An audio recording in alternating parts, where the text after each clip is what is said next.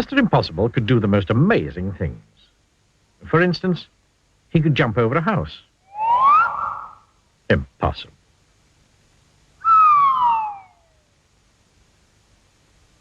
And Mr. Impossible could make himself invisible. All he had to do was to stand there and think about becoming invisible, and he became invisible. Impossible. And Mr. Impossible could fly. All he had to do was stand there and flap his arms about, and off he flew. Impossible.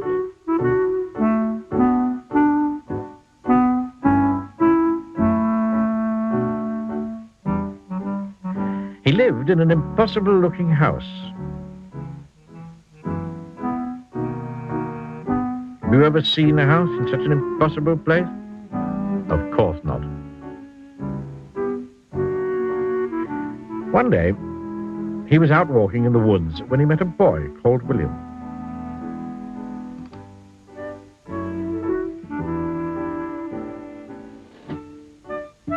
William was on his way to school.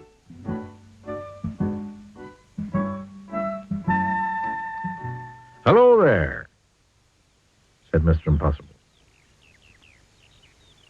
"Hello," said William. "I'm William." "I'm Impossible." "Really?" said William.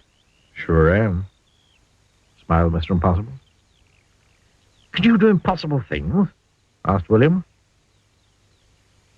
"Haven't come across anything I couldn't do." William thought. "Can you climb up that tree?" he asked, pointing to the biggest tree in the wood. "Oh, I can do better than that," replied Mr. Impossible.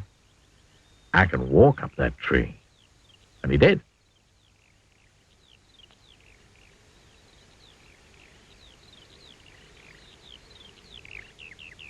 William thought again. Can you stand on one hand?" he asked. "Oh, I can do better than that," replied Mr. Impossible. "I can stand on no hands." And he did.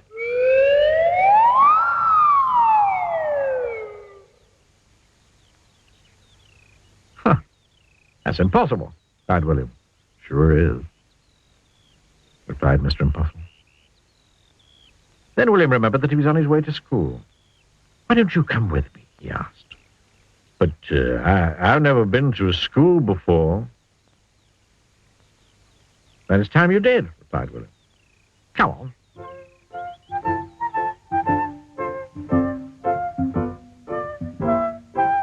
William and Mr. Impossible sat at the back of William's classroom with all the other children. The teacher came in, but didn't notice that there was somebody extra in his class that morning. "Morning, children," he said. "I have a very difficult sum for you to do today.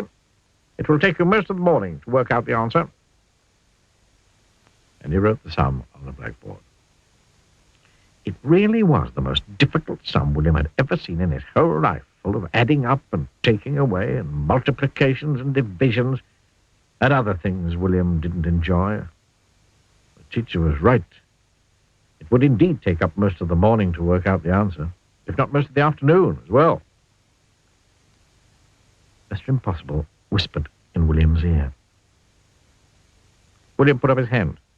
"Yes, William," said the teacher. "Is there something about the sum that you don't understand?"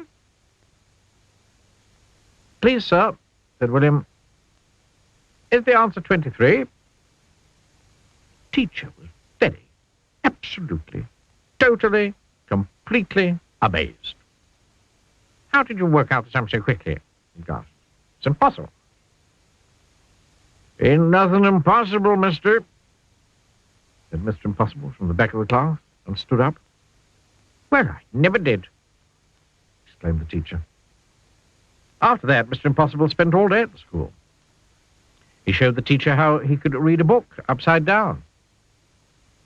"But that's impossible," said the children who were watching.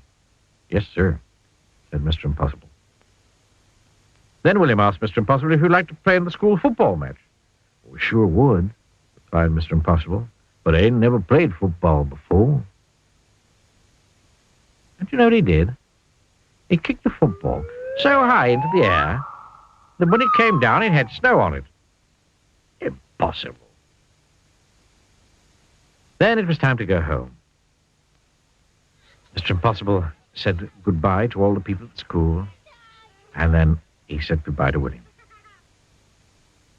Goodbye, Mr. Impossible, said William. So long, William, said Mr. Impossible. He just disappeared.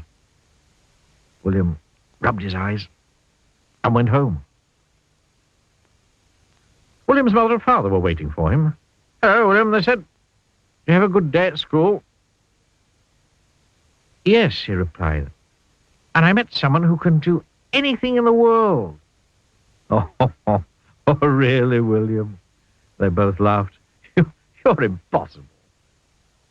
William smiled and went inside. And 100 miles away, a small figure was listening to what William's mother and father were saying. And then he went to sleep, standing on his head. And we all know that that is downright impossible. Yes, sir.